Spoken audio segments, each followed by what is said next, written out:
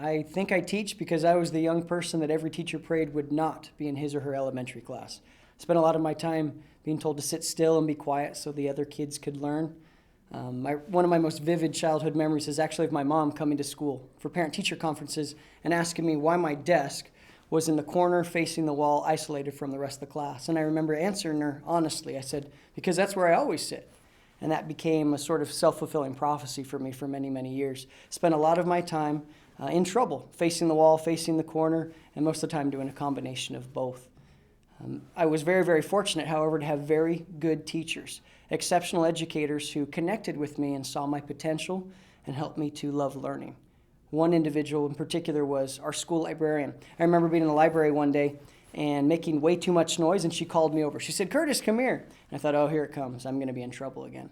And she brought me over, and she said, "I have a book for you. I think you'll like it. It's about a young man your age."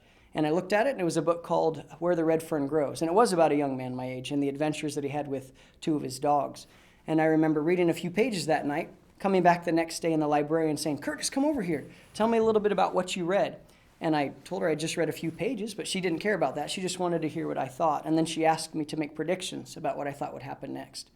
And for a series of a couple weeks, that's what our conversations were like every couple days, asking me to think about what it was that I was reading, to make predictions about what happened next. And I'm very, very grateful for that, because it was that year that I learned that I love learning and that I did have something to offer up. You could say that the rest is history. Now I'm the teacher who's working to foster the learning of other individuals, trying to make connections with kids, and I have a particular interest in those kids who spend a lot of their time being told to sit still and to be quiet so that other people can learn instead of being disrupted by them. To be honest, my first year of teaching didn't go at all like I had planned. I remember working really, really hard to do things with students that I thought were very important, to teach them to read, to write, to communicate, and to master vocabulary, but they didn't seem nearly as excited about it as I did.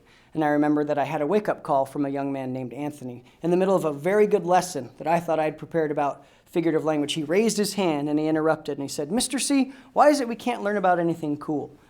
And to tell you the truth, I didn't have an answer to that. And I went home and thought long and hard and decided that there was something missing. And from that day, I've worked very, very hard to create the type of learning that Anthony's and that Curtis's would like to be a part of. We still do plenty of reading, writing, communicating, and mastering of vocabulary, but we spend much of our time away from our desks, out moving around, exploring our world, testing out our own ideas, and using technology to explore and connect with everything around us. And it's amazing how much less time I now have to spend telling young people to sit still and to be quiet. And the interesting thing is, if you were going to visit my class now, you'd find my teacher's chair and desk in the exact same place. It's in the corner, facing the wall, away from the rest of the class.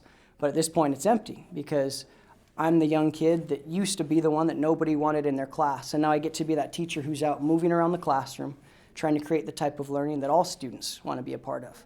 And that's why I teach.